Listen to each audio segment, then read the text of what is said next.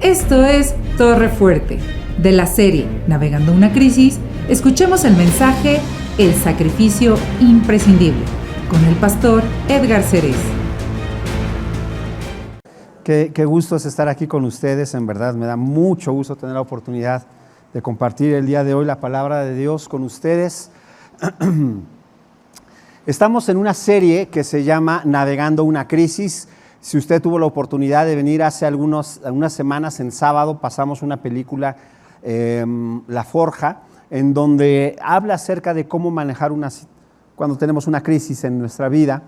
Y hemos estado predicando acerca de algunas enseñanzas y sobre todo la enseñanza que nos da la Biblia, que utiliza la película pero basado en la Biblia. Y el día de hoy la predicación se llama El sacrificio imprescindible. ¿Por qué el sacrificio imprescindible? Porque algo que tú y yo tenemos que hacer es entregar muchas cosas en nuestra relación con Dios, sacrificar cosas. Casi siempre cuando hablamos de una relación con Dios nos dicen de todo lo bueno que me va a dar Dios, Él me va a dar, me va a dar, me va a dar, me va a dar, me va a dar. Pero pocas veces decimos sí, pero también yo tengo que entregar muchas cosas, tengo que hacer un sacrificio y es imprescindible. Ahora, vamos a hablar acerca de eso. Sin embargo, creo que debemos ser muy cuidadosos cuando hablamos acerca de una relación con Dios y cosas que tenemos que dejar.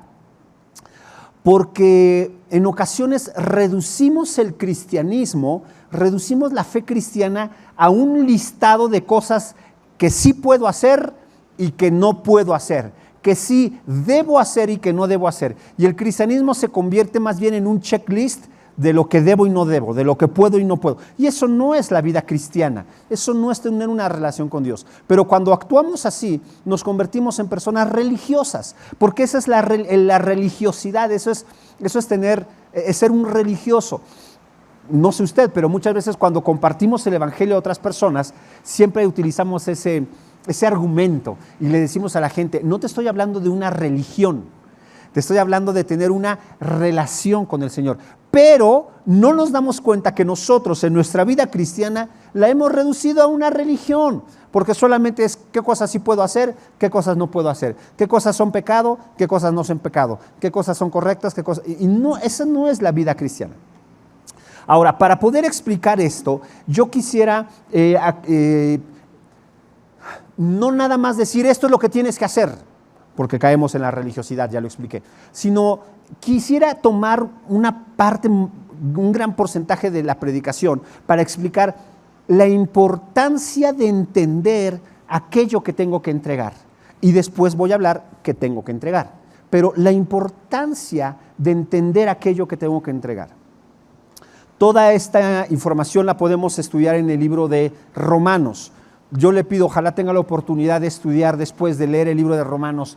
Pablo, a través de una lógica increíble, nos lleva en la enseñanza en el libro de Romanos de lo que es la vida cristiana.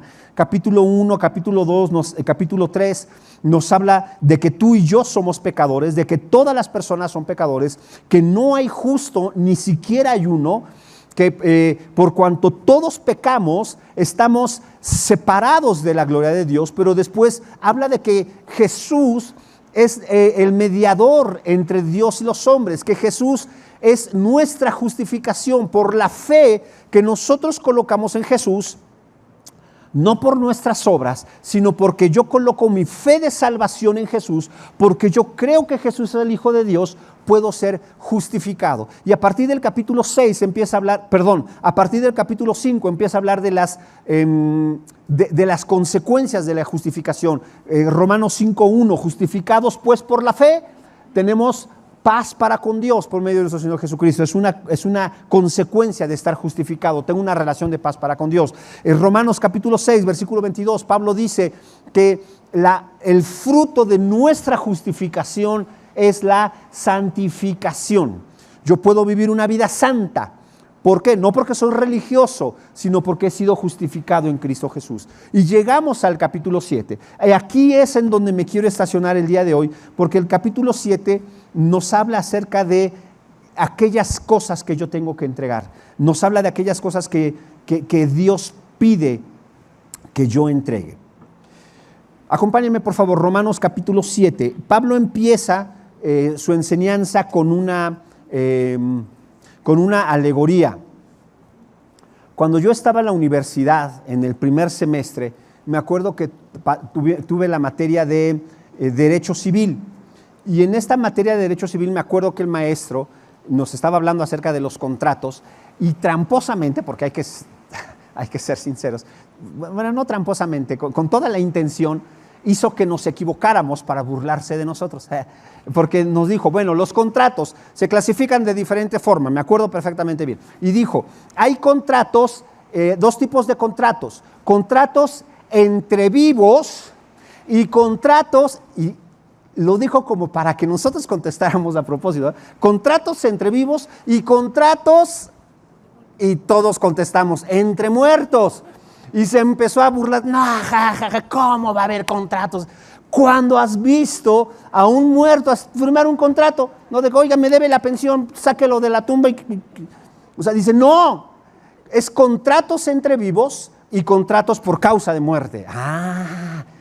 Y empezó a explicar y a decir, es que no se da, es que una persona que está muerta no puedes ejercer la ley sobre esa persona porque perdió su personalidad jurídica, perdió la capacidad de que sobre él se establezca la ley. Y mientras lo estaba explicando, yo dije, Romanos 7.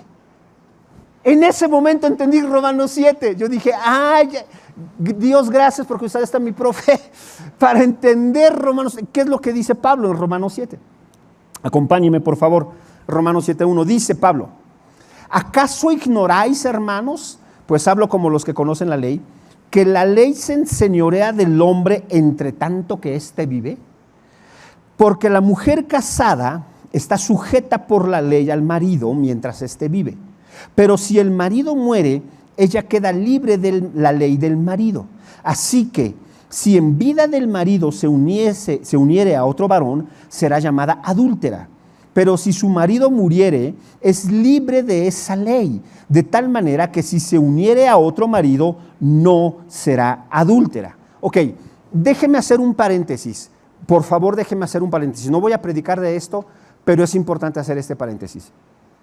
Pablo está utilizando la relación matrimonial como una alegoría de lo que quiere enseñar, pero no está predicando ni está enseñando acerca del matrimonio, ni del divorcio, ni de las segundas nupcias. No está hablando de eso. Solamente tomo un ejemplo.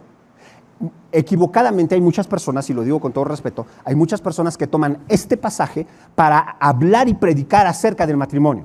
Pablo no estaba hablando del matrimonio, solamente utilizó una alegoría. Y hablan acerca en contra del adulterio. Y hablan acerca de las personas que... A ver, el objetivo de Pablo no era enseñar acerca del matrimonio, sino tomó el matrimonio como una alegoría para hablar acerca de la ley y del pecado. ¿Ok? Entonces, tengamos mucho cuidado en cómo aplicamos la Biblia, cómo leemos la Biblia. Ahora sí, cierro el paréntesis. Pablo no está hablando de eso. ¿De qué está hablando? Pablo está diciendo en pocas palabras, a ver, si una mujer está casada, ¿a quién se debe? Al hombre con el que está casado. Ya no quiere tener una relación con él. ¿Qué tiene que suceder? Pues que el hombre se muera. Pablo decide utilizar esta figura. ¿Por qué? Porque está hablando de la muerte, que el hombre se muera. Y si el hombre se muere y esta mujer se casa con otra persona, ¿está mal? Y Pablo dice, no. ¿Por qué? Porque está libre. ¿Por qué? Porque el hombre se murió. Si estuviese vivo y se casase con otra persona, ahí sí está mal porque está sujeta a su esposo. Y Pablo dice, lo mismo sucede con nosotros. Eso somos tú y yo. Dice versículo 4, de la misma manera, así también, o de la misma manera, nosotros hermanos, habéis muerto a la ley mediante el cuerpo de Cristo, para que seáis de otro. ¿De quién? Del que resucitó de los muertos. ¿Quién resucitó de los muertos? Cristo, somos de Cristo, a fin de que llevemos fruto para Dios. Porque mientras estábamos en la carne, las pasiones pecaminosas que eran por la ley, obraban en nuestros miembros, llevando fruto para muerte. Esto ya lo explicó desde el capítulo 6, cuando dijo que la paga del pecado es muerte. Pero ahora estamos libres de la ley por haber muerto para aquella en la que estábamos sujetos, de modo que sirvamos bajo el régimen nuevo del Espíritu y no bajo el régimen viejo de la ley. ¿Qué es lo que está diciendo Pablo? En pocas palabras, Pablo está dejando muy claro esto. Tú y yo a través de Jesucristo hemos muerto al pecado. Aquella persona que ha nacido de nuevo, aquella persona que tiene una relación personal con Dios, ha muerto al pecado. El pecado ya no gobierna sobre él. Es lo que está diciendo Pablo. Así como la esposa, el esposo ya no gobierna sobre él, así como ilógico sería que la esposa dijese, ay, ¿qué hago? ¿Compro o no compro? Le voy a preguntar a mi esposo. Y le dijeron, ¿cómo le va a preguntar a su esposo si su esposo ya está muerto? O sea, así de ilógico, dice Pablo, así de ilógico es que tú pienses que el pecado gobierna sobre ti. Has nacido de nuevo, has colocado tu fe en Jesucristo, ¿crees que Él es tu Rey y tu Señor? Sí, entonces dice Pablo, has muerto al pecado, el pecado ya no te gobierna. El pecado ya no tiene un señorío sobre ti, ya no vives bajo la condenación del pecado. Es lo que está explicando Pablo hasta acá. Y eso lo deja muy claro desde el capítulo 6, porque varias veces en el capítulo 6, 3 ocasiones en el capítulo 6 dice, tú y yo ya estamos muertos al pecado. El pecado ya no reina sobre nosotros. El pecado ya no se enseñorea sobre nosotros. Hemos sido liberados del pecado. ¿Está de acuerdo conmigo? ¿Sí? Fuerte diga, ¿está de acuerdo conmigo? Sí. Ok, ahora, entonces, ¿por qué pecamos? Porque no me diga que no pecamos. O sea, a ver, en buen plan, ¿quiénes sí pecan? Todavía, ok. Los que no levantaron la mano están pecando. Porque no me diga que no. Si yo me lo encontré. No es cierto. Todos pecamos. A ver, espérame. Entonces, si he sido liberado del pecado y el pecado ya no tiene gobierno sobre mí, entonces, ¿por qué sigo pecando? Ok, el problema es, dirían algunos teólogos, a mí me gusta la forma en que lo enseñan. Algunos teólogos dicen, mira, ¿sabes cuál es el problema? Que el poder del pecado ya no está en mí, pero sigo viviendo en un cuerpo de carne sujeto a pecado. Ya no estoy bajo el poder del pecado, porque fui liberado por Jesucristo del poder del pecado, pero en mi cuerpo, en este cuerpo terrenal, el pecado sigue teniendo efectos. El pecado sigue teniendo influencia. No gobierno, porque Él me ha liberado, pero sigue teniendo influencia. Y Pablo es muy claro en los siguientes versículos, que no los voy a explicar por cuestión de tiempo, pero Pablo dice, entonces, ¿el problema es la ley? ¿El problema es el mandamiento? Y Pablo dice, no, porque ese no es el problema somos nosotros. Déjeme poner un ejemplo. Hay personas que a pesar de que yo ya tengo una relación con Dios, sigo pecando. Y a pesar de que tengo esa relación con Dios y sigo pecando, me he equivocado al pensar que sigo pecando, pero no por mi culpa. Y a lo mejor le digo a Dios, Dios, en buena onda, si tú sabes que tengo este problema y tengo esta debilidad, pues ¿para qué me hiciste tan guapo? O sea, en serio, Dios, o sea, Señor. O alguna persona que dice, ¿sabes qué? Yo tengo problema con el alcohol y he batallado con el alcohol y yo le dije a Dios, Dios, quítalo de mí, y Dios lo ha quitado de mí, pero de repente le digo al Padre, Padre, quiero un mejor trabajo y encontré una mejor oportunidad de trabajo, me tengo que ir a vivir a Tequila, Jalisco. Ay, no, Señor, no, llévame a otra ciudad y te lleva a Tecate, no, hijo. La culpa la tiene el Señor. Y la culpa la tienen, ¿cómo le ponen esos nombres a esas ciudades? Y la culpa son los demás, y uno que es tan guapo y no quisiera, pero no. Pablo lo explica claramente y dice, no, Dios es santo, y ese no es el problema. ¿Sabes cuál es el problema? Tú. Y déjame ponerte un ejemplo. No lo voy a explicar por cuestión de tiempo, pero léalo, por favor. Léalo, se lo pido y se lo ruego en el nombre del Señor. Pablo explica esto. Bueno, no lo explica, pero yo le explico. Adán y Eva. El mejor ejemplo es Adán y Eva. ¿Por qué? Porque casi siempre, cuando no conocemos y no entendemos bien este concepto del pecado, pensamos erróneamente que Dios creó el pecado. Y Dios no creó el pecado. ¿Todas las cosas fueron creadas por Dios? Sí. Entonces Dios creó el pecado. No. Dios no creó el pecado. Mucho ojo, mucho cuidado. Dios no creó el pecado. Es imposible que de algo tan santo y puro como es el corazón de Dios haya salido el pecado. Entonces, ¿qué fue lo que sucedió? Fue el hombre, porque el hombre fue creado a la imagen y semejanza de Dios. El hombre fue creado en perfección, pero no era perfecto. ¿Entiende usted la diferencia? El hombre fue creado en perfección, pero no era perfecto, porque si hubiese sido perfecto, no hubiese pecado. Es como si yo dijese, ¿sabes qué? Cuando leo Génesis 3 y el pecado de Adán y Eva, es como si yo dijese, Dios, si tú sabías que iban a pecar, ¿para qué creaste al hombre? O sea, la culpa la tiene Dios. ¿Para qué creó a Adán y a Eva? Si sabía que iban a pecar. Bueno, está bien, Dios no tuvo la culpa, pero ¿sabes quién tuvo la culpa? El árbol. Pues ¿para qué? O sea, 23,000 árboles, ¿por qué tenía que crear un árbol que no, o sea, si no lo podían comer, ¿para qué lo puso? ¿Sabes quién tuvo la culpa? La manzana, suponiendo que fue manzana. La manzana.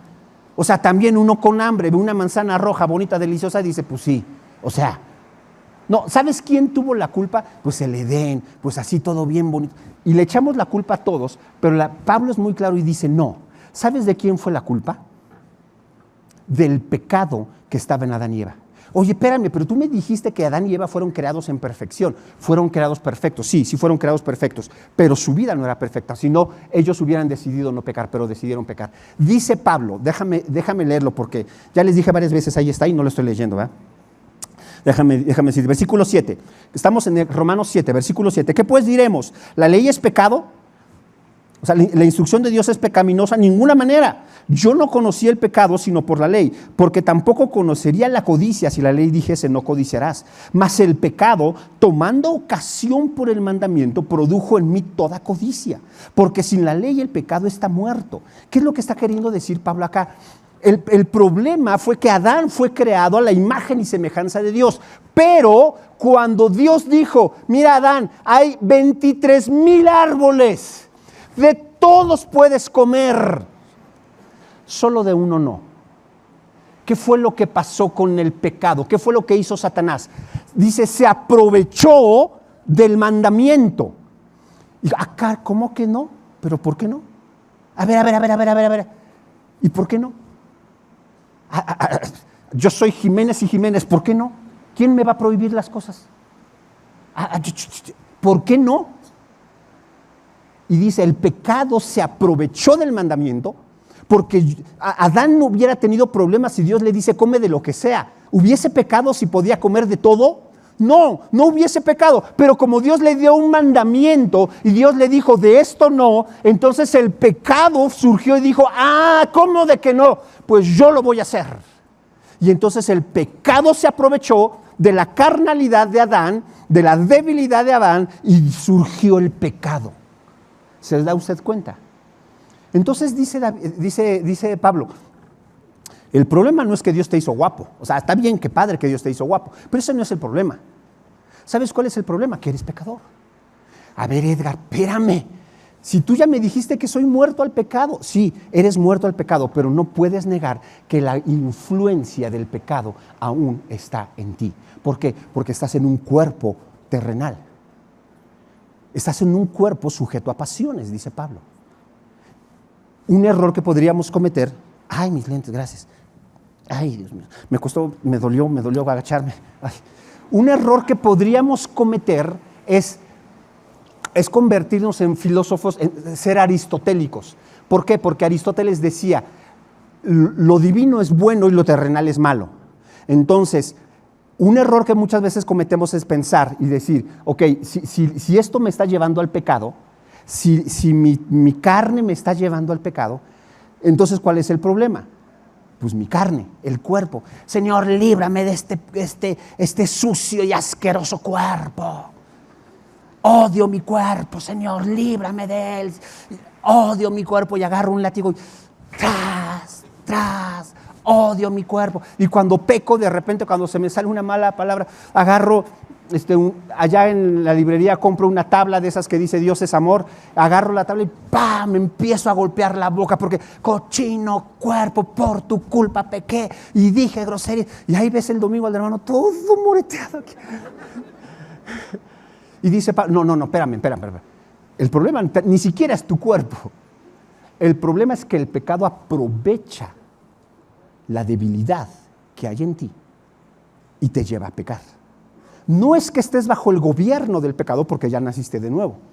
Es que el pecado aprovecha la debilidad de tu cuerpo y te lleva a pecar. Pero Pablo nunca enseñó, la Biblia nunca enseña cuerpo cochino, asqueroso, deshazte de él. Eso lo enseña la Biblia. ¿Qué dice Romanos 12? Más adelante, ¿qué dice Romanos 12? Presenta vuestro cuerpo como un sacrificio vivo, santo y agradable delante de Dios. ¿Qué dice la Biblia en Romanos, en el capítulo 6? Pablo dice, presentad vuestro cuerpo como instrumentos de justicia. El problema no es el cuerpo, no es que el cuerpo sea malo, sino que el pecado se aprovecha de la debilidad que hay en mí para llevarme a pecar. Pero no es que esté bajo el gobierno del pecado porque yo he nacido de nuevo. ¿Me doy a entender? ¿Se da cuenta de la diferencia? ¿Sigo pecando? Claro que sigo pecando, pero no porque estoy bajo el gobierno del pecado, sino porque el pecado se aprovecha de mi debilidad. Ahora, observación, advertencia. ¿Cuál es la siguiente advertencia? Que podríamos nosotros equivocadamente decir, pues esto lo justifica todo, entonces pues yo peco, pues total, estoy en este cuerpo de pecado, Dios sabe que hay debilidad, entonces no pasa nada. No.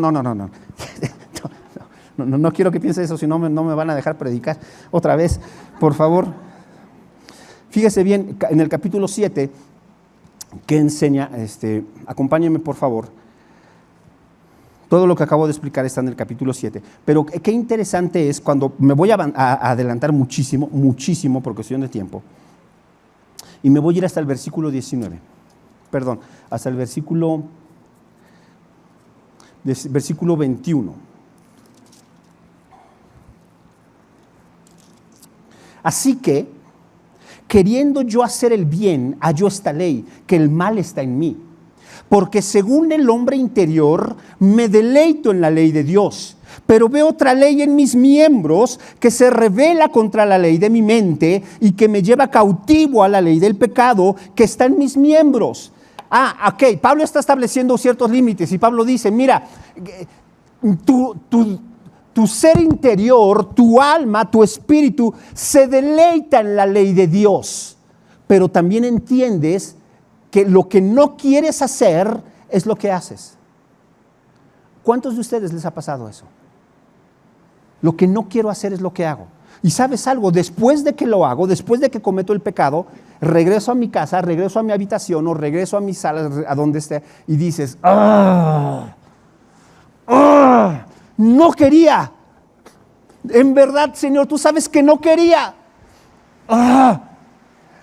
Señor, mi corazón se deleita en ti, leo la palabra y me deleito en ti, estoy en la alabanza y me deleito en ti, pero algo sucede y mi cuerpo hace lo que no quiero.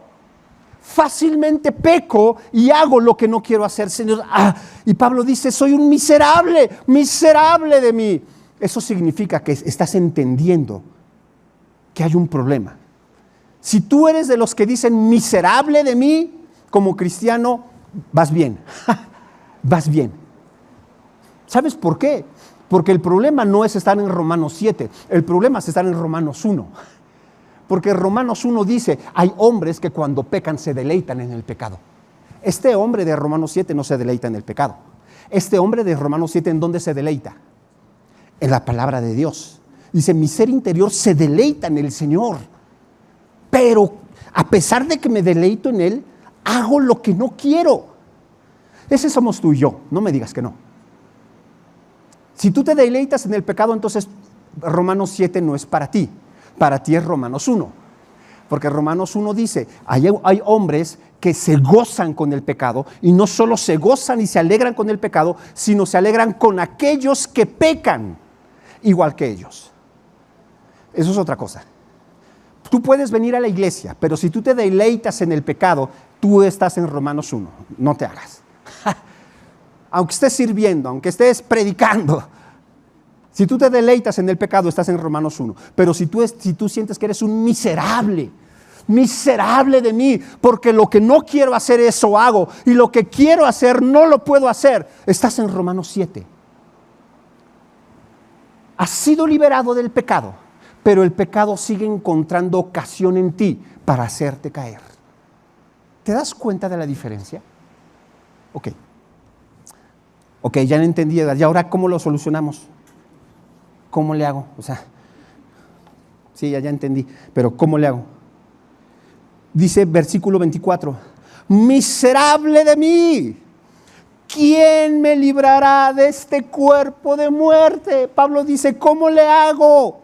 Versículo 25, Pablo habla de la provisión de Dios contra la influencia del pecado. Versículo 25, gracias doy a Dios por el yoga y la meditación que me han ayudado a controlar mis emociones para que cuando mi familia me desespere no me enoje. Es lo que dijo Pablo. Gracias le doy a Dios por la inteligencia emocional, porque cuando tomé el curso y me certifiqué como cinturón negro en inteligencia emocional, ya puedo manejar en el periférico sin enojarme. Gracias doy a Dios, dijo Pablo, gracias doy a Dios por los recursos que Él me dio para controlar mi mente, para controlar mis emociones. Ok, eso suena más a filosofía, ¿no? Y el cristianismo no es una filosofía. Gracias doy a Dios. Hay algunas personas que tratan hasta como de buscar otros medios que son diferentes a los que Dios ha dado. Señor, es que ya no sé por qué no puedo dejar eso, no sé por qué esta influencia del pecado en mí. Ya sé qué voy a hacer, me voy a hacer una operación. Me voy a que me inserten un chip aquí en el cerebro, aquí, de tal manera que cuando vaya a pecar, me dé una pequeña descarga eléctrica para que se me vayan las ganas. Ahí ves el hermano el domingo. El problema no son las ganas, el problema eres tú. ¿Cuál es la provisión que Dios dio? Dice Pablo. Versículo 25. Perdón. Gracias doy a Dios. ¿Por quién?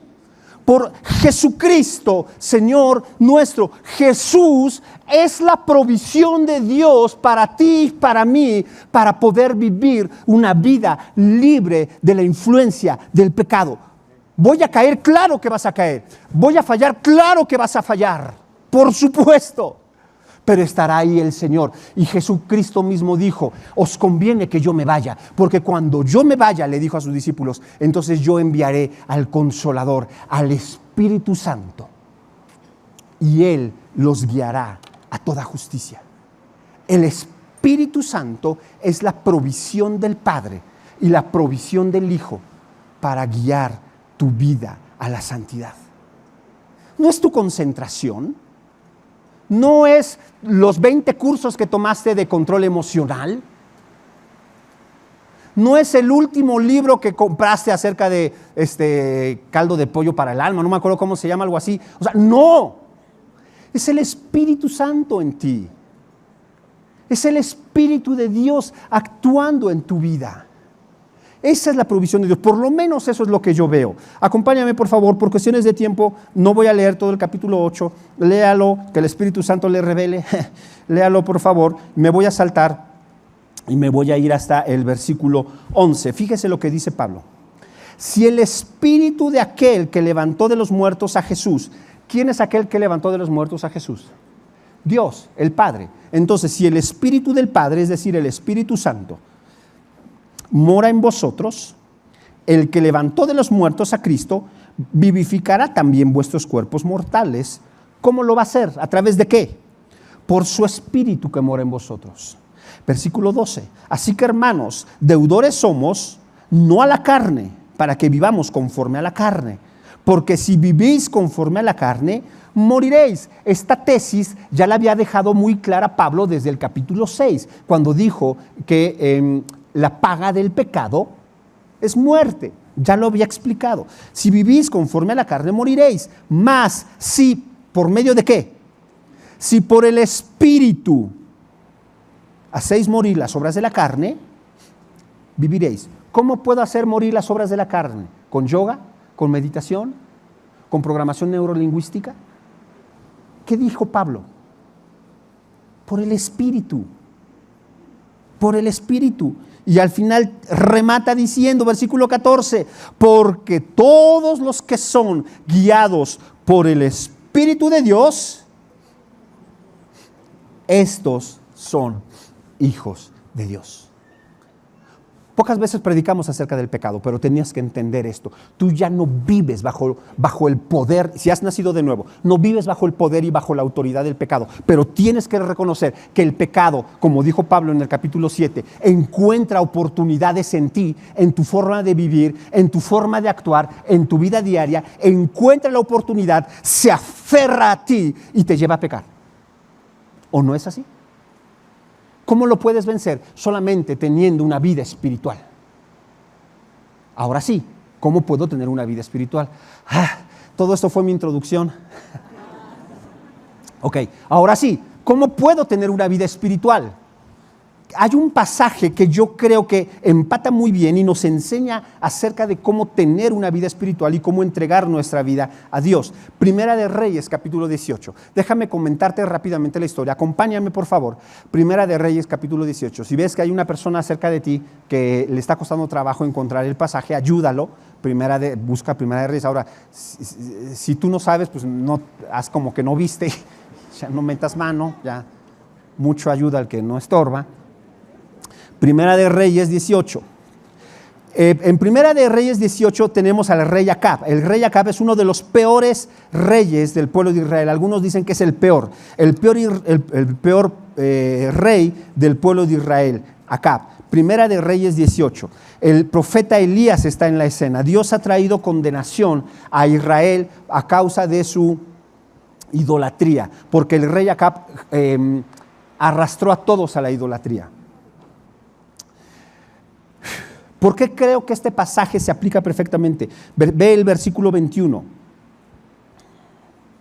El versículo 21 dice, acercándose Elías a todo el pueblo les dijo, ¿hasta cuándo claudicaréis vosotros entre dos pensamientos? No estaban en contra de Dios, sino estaban claudicando entre dos pensamientos. Es decir, decían, no, pues sí, Dios es Dios, pero Baal también es Dios. O sea, sí, Dios es el Señor, Dios es el Creador, pero le he orado a Baal y me ha funcionado. O sea, estaban claudicando en estos dos. ¿No es eso lo que explica Pablo en Romanos 7? Miserable de mí, mi corazón se deleita en la ley del Señor, pero mi cuerpo quiere hacer el mal.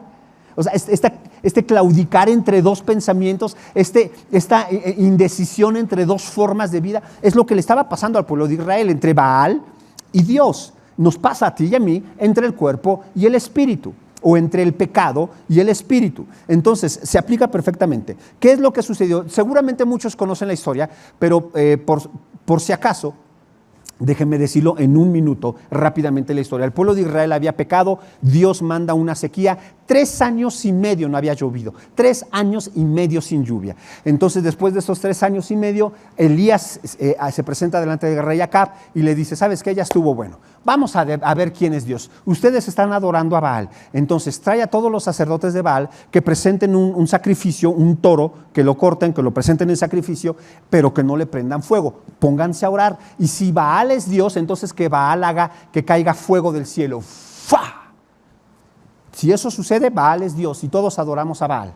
Yo, Elías, voy a hacer lo mismo. Voy a poner un sacrificio, voy a cortar un toro, lo vamos a poner ahí encima y le voy a pedir a Dios que responda con fuego. Y si Dios responde con fuego, ¡fu! Significa que Dios es el Señor y todos vamos a adorar al Señor. Entonces todo el pueblo dice, está bueno, sí, y se ponen de acuerdo.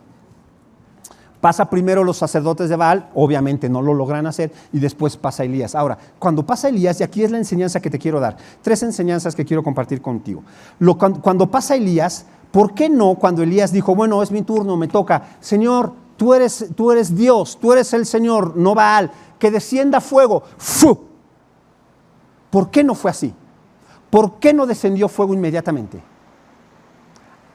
Hay un pasaje, si tú lo buscas, en donde Elías le dice a Dios, Dios, te pido que tú respondas, porque todo lo que acabo de hacer, lo hice porque tú me dijiste que lo hiciera. O sea, no se le ocurrió a Elías, sino Dios le fue diciendo, haz esto, haz esto, haz esto. ¿Qué fue lo que hizo Elías? Y es a donde te quiero llevar. Primero, versículo 30. Entonces dijo Elías a todo el pueblo, acérquense a mí. Y no cayó fuego. Dice, lo que fue lo primero que hizo Elías. Y Elías arregló el altar de Jehová que estaba arruinado. Lo primero que hizo Elías fue, ¿quieres que Dios responda? Sí. Número 1, dale a Dios el lugar que le corresponde en adoración.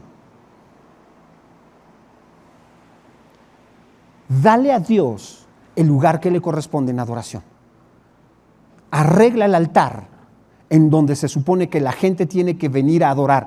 Dice la Biblia que ese altar en donde la gente tenía que venir a adorar a Dios estaba arruinado, porque la gente no iba, porque la gente no estaba adorando a Dios, porque la gente le daba más importancia a otras cosas antes que a Dios, porque a la gente no le importaba una relación con Dios. Y Elías lo primero que dice es, arregla tu casa, arregla aquellas cosas que sabes que hay en tu casa que le están quitando el lugar a Dios.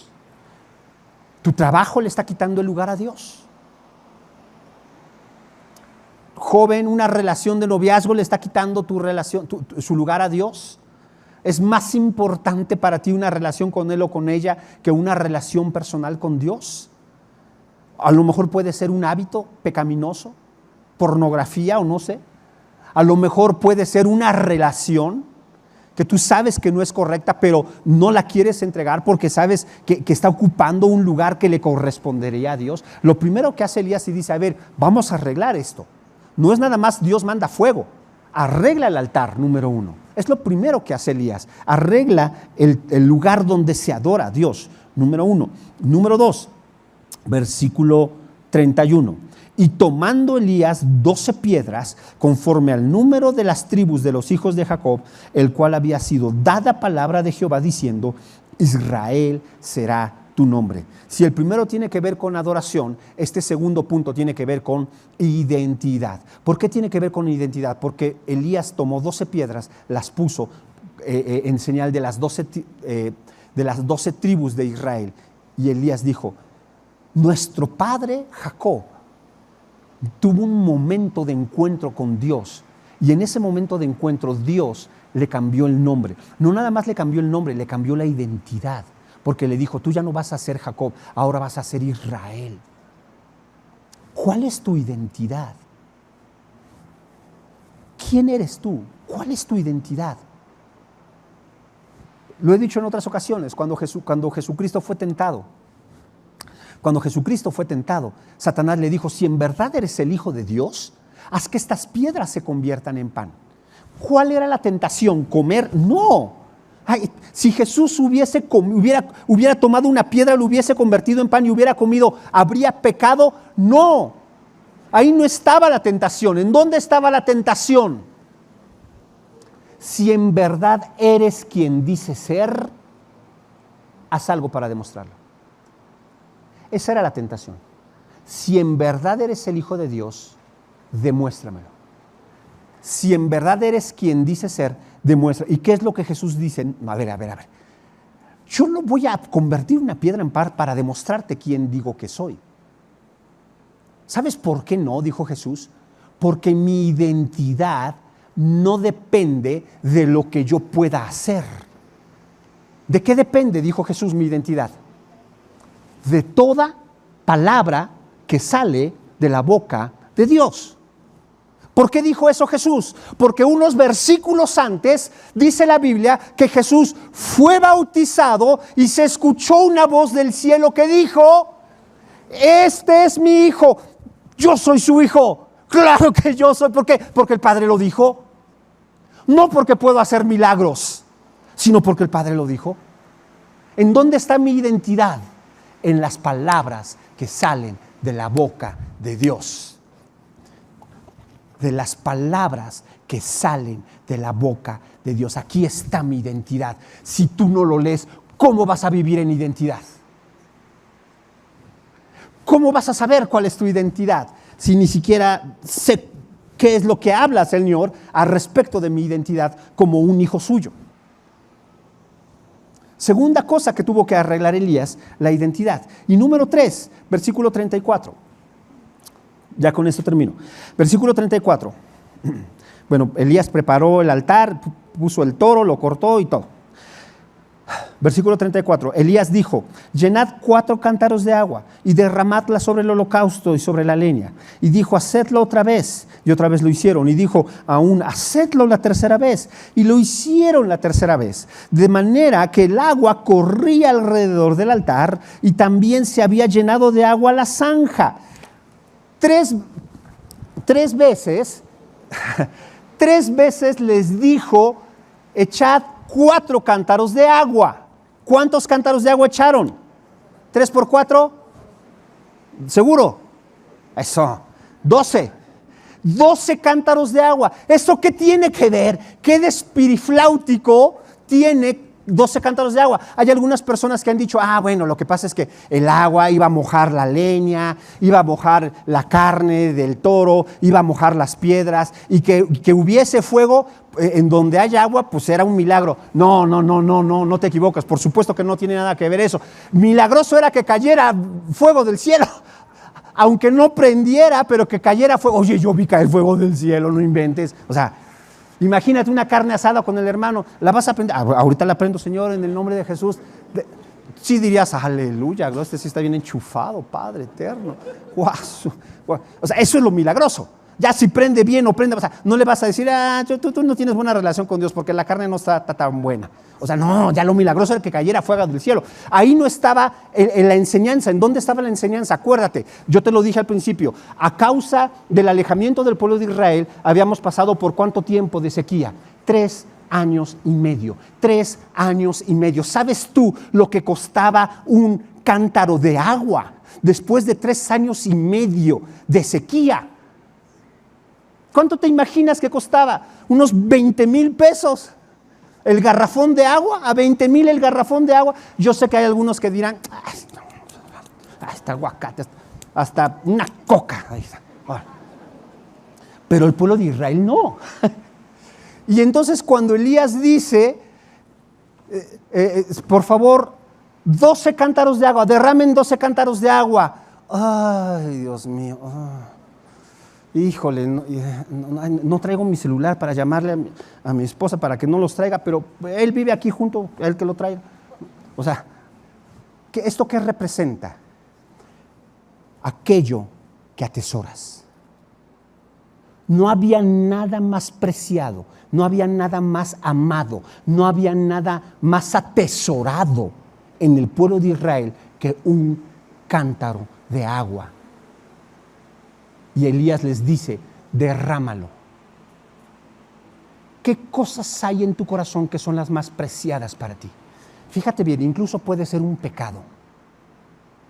Que tú sabes que la razón por la cual no has podido dejar ese pecado no es porque soy débil, es que la carne, es que mi familia. No, acéptalo, porque es preciado para ti. Porque lo atesoras en el fondo de tu corazón. Porque es tu momento especial contigo y para ti. Y no hablo nada más de pecados sexuales, porque parecería que nada más estoy hablando de pecados sexuales. Hablo de todo tipo de pecado. Yo a todas las personas he perdonado, pero a mi papá no. Y ese rencor contra tu padre lo has guardado como si fuese un tesoro. Y lo proteges como si fuera un tesoro. Y estoy totalmente convencido que nunca lo voy a perdonar y es un tesoro. Y Dios te dice, ¿quieres tener una relación conmigo? Claro. ¿Quieres ser espiritual? Claro. ¿Quieres vencer el pecado? Claro. Entrega tu tesoro. No. Entrego todo. Pero lo que me hizo mi papá no se hace. Esto no se perdona. Y Dios dice, entrega tu tesoro. Puede ser un hábito. Puede ser una relación. Puede ser un pecado, puede ser una práctica. Y Dios te dice, entrégalo. Yo no puedo perdonar lo que sucedió con mi esposo. No puedo perdonar lo que sucedió con mi esposa. No, entrégalo. Porque mientras eso esté en ti, el pecado tomará ocasión y te llevará a pecar. Ya no estás bajo el poder del pecado, pero el pecado encuentra ocasión en ti. Y Elías le tiene que decir al pueblo, entrega el agua. Entrega el agua. El pueblo es valiente, entrega 12 cántaros de agua y Dios responde con fuego.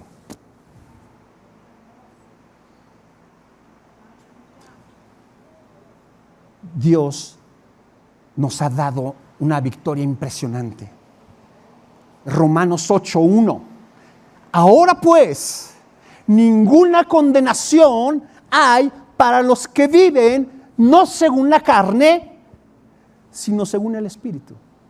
Pero para poder lograr eso, tienes que permitir que el Espíritu Santo gobierne en ti y hacer lo que hizo el pueblo con Elías. Cierra tus ojos, por favor. Déjame hacer una oración por ti. Señor, tú conoces aquellas cosas que necesitamos entregar cada uno. Señor, ¿quiénes seríamos si tratáramos de engañarte? Tratáramos de ocultar aquello que sabemos que está mal en nuestro corazón y que necesita ser entregado a ti. Guíanos, porque no queremos estar bajo el poder del pecado. Con tu muerte, tú nos libraste del poder del pecado. Pero con mis hábitos, con mis malos comportamientos, yo puedo estar dando ocasión a que el pecado siga teniendo influencia sobre mí. Señor, ayúdame a entender aquellas cosas que tú estás pidiendo que entregue. Ayúdame a entender cómo debo restaurar la adoración en mi corazón. Ayúdame a entender cuál es mi identidad al leer la palabra.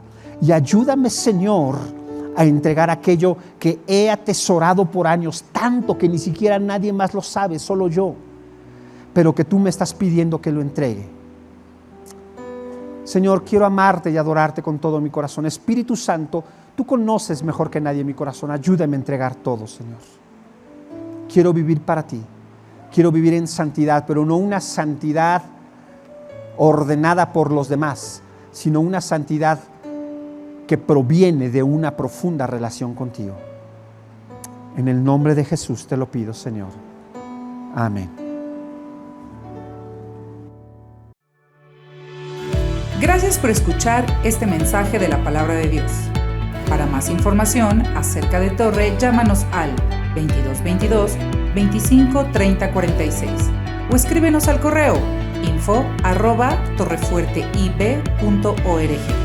Visita nuestra página web www.torrefuerteib.org. Te invitamos a seguirnos en nuestras redes: Facebook, IB Torrefuerte, Instagram, Twitter y Telegram, Torrefuerte IB. Dios te bendiga.